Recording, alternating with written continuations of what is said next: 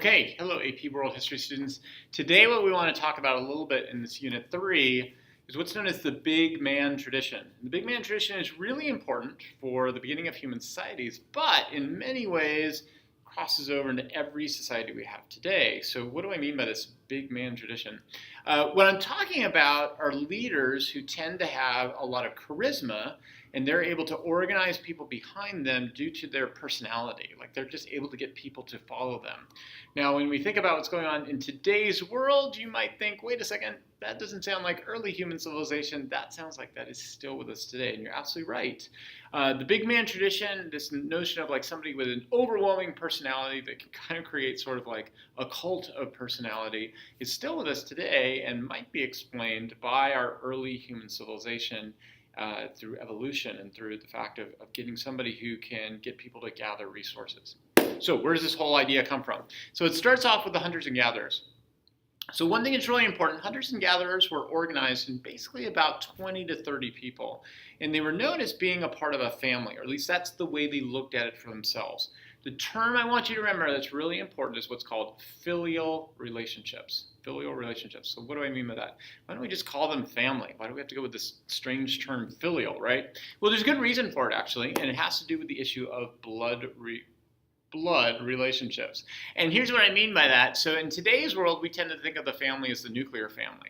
Okay, basically parents of various different sorts and then kids living in a household. But that's not the way humans did things for most time. In fact, most of the time what humans did was they had large interconnected families with parents, children, grandparents, uncles, aunts, and so forth. And in hunters and gatherers, everybody was considered to be a part of the family. So that's known as filial relationships. And the idea was they were really tied together because of it. Now, the reason why that's so important, think about how this ties back to Jared Diamond, is that in a filial relationship, everybody within the circle is definitely somebody we want to take care of. So typically within hunter-gatherer relationships, people were pretty equal. But anybody outside is not part of the family, and so we tend to really be wary and suspicious of them. That means it creates a relationship that we call within history the us versus other relationship. Anybody who's on the outside is seen as somehow a threat. And if you think about it, we still have that issue going on today. Oftentimes we take people who are sort of like the outside of our community. We'll take a small detail that might be true and blow it up into something really extreme and say these are people we should be fearful of. It goes all the way back to our time period of hunters and gatherers and fearful of who's taking away our resources. Now, over time what happened is the big man who is able to establish his power, and his is very important here because at this time period societies were patriarchal, and so this whole notion of the big man does tie a lot into gender and patriarchy, the ability to use what was defined as being manhood as being strength and power in order to use charisma and get people forced into buying into your leadership. Big men started off in hunters and gatherers, but then moved into a new organization called villages, and villages were just slightly larger, so you could think of instead of 20 to 30, we're probably talking about 50 to maybe 100 people. And the reason why that was possible was that in villages, they were able to domesticate animals and they were able to start growing more and more food. So we had those food surpluses. Now, eventually, the big men are going to change.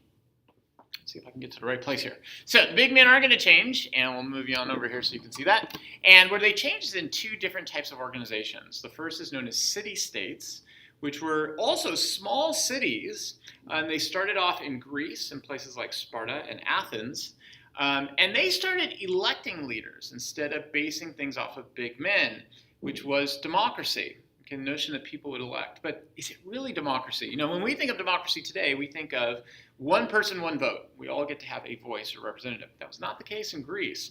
In Greece, you had to be male, you had to have property, you had to be a citizen. Sounds a lot like we are excluding people, and they were. They excluded 2/3 of the people in their society from representation. So that excluded women, it excluded people without property, and it excluded slaves. Now, why should we care about that? Because think about who's getting power. Even though democracy does change the big man tradition, we now vote for somebody into power. Who gets into power? The people who can appeal to that vote. So we still have the big man tradition, charisma being used to appeal.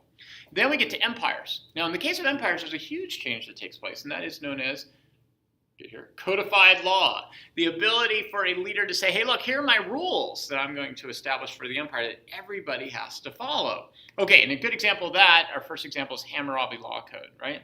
So that kind of sounds like, okay, maybe that's taking us away from the big man tradition. But in the case of Hammurabi, Hammurabi starts off his law code by saying that, the gods basically have given us this law so that I can have authority. Now, the law actually puts Hammurabi underneath that law code. He actually has to follow the law that he created. So in that sense, it is a change that's taken place.